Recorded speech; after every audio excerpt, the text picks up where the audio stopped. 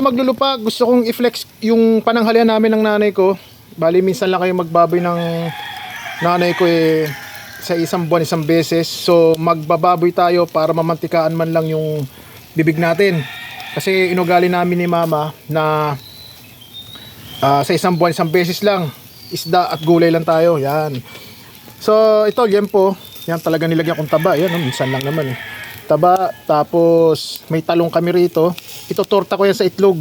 Yan, protein, tapos yan, may fiber. Tapos ang gagawin namin kanin, ito po. Ito inihaw na saba.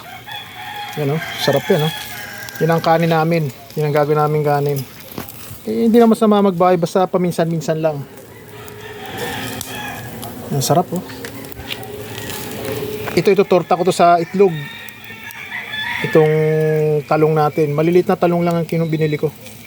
Yan, tapos gagawin ko sa usawan dito is toyo, kalamansi, saka yung may sukang paumbong kami, sili. Ito masarap dyan saba. Yan, kahit nagbaboy, nagsaba ka, healthy pa rin yan, diba? Sarap, diba? Okay.